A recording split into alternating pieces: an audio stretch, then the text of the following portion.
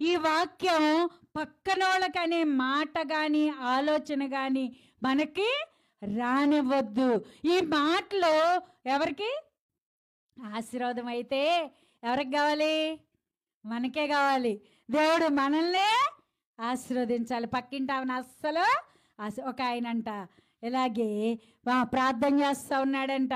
ఆయనది చిన్న ఇల్లు, చిన్న గుడిసె.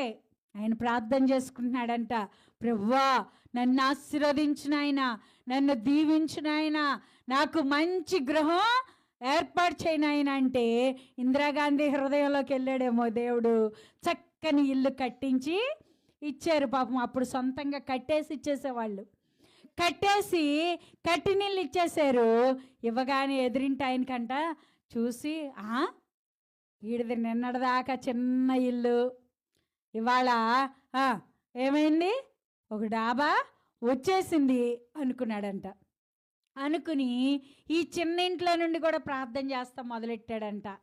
ప్రార్థన చేస్తూ ఉండేటప్పటికి ఈ ప్రార్థన దేవుడు ఆలకించి ఆయనకు కూడా ఒక మంచి గృహాన్ని ఇచ్చాడు. ఇద్దరు సంతోషపడవచ్చు కదండి, ఇద్దరు సంతోషపడవచ్చు కదా.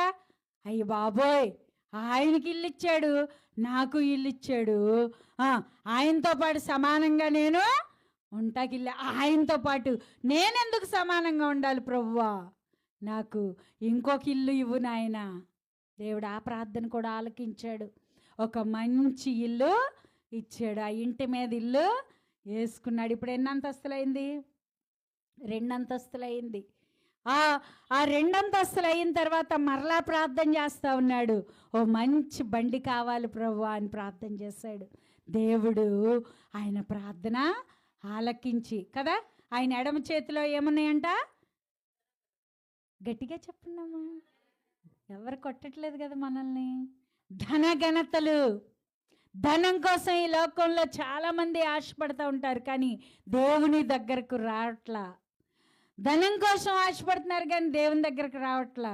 ధనం ఇచ్చే ఆశీర్వాదం అది ఎలా ఉంటుందో మనందరికీ తెలుసు. అయితే ఈ ధనంకు దేవుడు ఆశీర్వదించాడు. ఆ వ్యక్తికి కూడా ఒక మంచి బండి ఇచ్చాడు. ఎదుటి వ్యక్తి మంచి బండి కొనుక్కున్నాడు. శుభ్రంగా ఉండేటప్పటికి ఈ ఎదురుగుండా ఆయన అనుకున్నాడు, ప్రభువా ఆయనకి బండి ఇచ్చావు కదా, నాకు కనీసం చిన్న సైకిల్ అన్నా ఇవ్వు ప్రభువా అనుకున్నాడు. ఇద్దరు ఇలా ప్రార్థిస్తూ ఉన్నారు, ఒకళ్ళ మీద ఒకళ్ళ పోటీగా. అన్ని ఆశీర్వాదాలు బాగానే తీసుకున్నారు.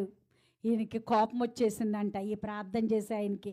అమ్మో, దేవుడు ఎంత స్వార్థం, నన్ను దీవించినట్టుగానే ఎవరిని, నా ఎదురుగుండా ఉన్న ఆయన్ని దీవిస్తూ ఉన్నాడు. ఇప్పుడు నేనేమని కోరుకోవాలంటే ఆ ఎదుట ఆయనకి కన్ను పోవాలి నాయన అని కోరుకోవాలి. ఈ ఆశీర్వాదాలే నేను అన్నాను కదా ఇందాక, దీవెనలు శాపాలు కూడా మనకి ఉన్నాయి. మరి ఆశీర్వాదం కోరుకోవటమే కాదు, నాకు ఇచ్చినట్టే మళ్ళా ఆయనకు కూడా ఇచ్చేస్తున్నాడు దేవుడు.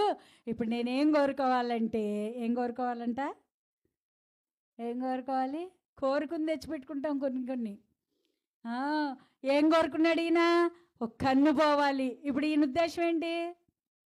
నాకు ఒక కన్ను పోతే అవతల ఆయనకి, అమ్మా అవతల ఆయనకి ఏమైపోతాయి?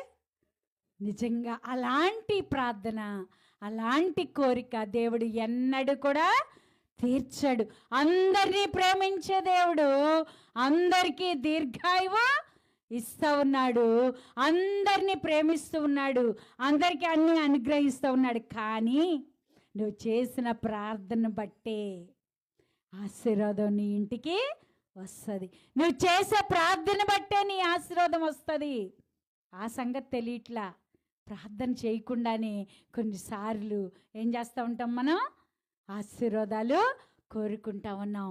అలా ఆశీర్వాదాలు కోరుకోవడం కాదు, కానీ దేవునికి ఇష్టమైన రీతిలో మనం ప్రార్థన చేస్తే ఆయన నీకోసం ప్రాణం పెట్టిన దేవుడుగా ఉన్నాడు. ఆయన ప్రాణం పెట్టి ఏం చేయాలని కోరుకున్నాడంటే మన పాపాలను ఒప్పుకునే ఎడలా మనమే ఒప్పుకోవాలి, పక్కనోళ్ళ కోసం కాదు. మన పాపాలు మనం ఒప్పుకోవాలి.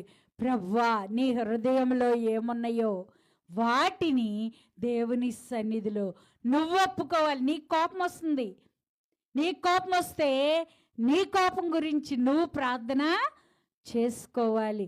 నీకు దురాలోచనలు వస్తున్నాయి, నీ ఆలోచనల కోసం నువ్వు ప్రార్థన చేసుకోవాలి.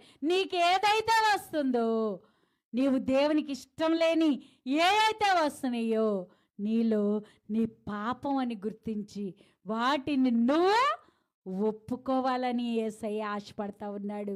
ఎందుకంటే నీ కోసం ఆయన ప్రాణాన్ని అర్పించాడు. ఆయన నిన్ను ప్రేమిస్తూ ఉన్నాడు కాబట్టి నువ్వు ఒప్పుకుంటే ఆయన ఏం చేయాలనుకుంటున్నాడు? నిన్ను కడిగంట నిజంగా కడిగి పవిత్రపరుచుకున్నప్పుడు మనల్ని చూసి దేవుడు కూడా ఎంతో ముచ్చట పడతా ఉంటాడు. మనం ఒప్పుకుంటేనే ఆయన కడిగి పవిత్రపరుస్తాడు. మరి ఒప్పుకుంటున్నారా? మనం ఒప్పుకుని ప్రార్థన చెయ్యాలని ఆశపడతా ఉన్నాడు. దేవుడు మనల్ని దీవించాలంటే ఆయన 2 హస్తాలతో దీవించటానికి ఇష్టపడుతూ ఉన్నాడు. కానీ మనల్ని మన పాపాలు ఒప్పుకుని విడిచిపెట్టి ఆయనకి ఇష్టమైన బిడ్డగా ఉంటే నీవు పరలోక రాజ్యానికి వారసురాలు అవుతావమ్మా. ప్రార్థన చేసుకుందాం.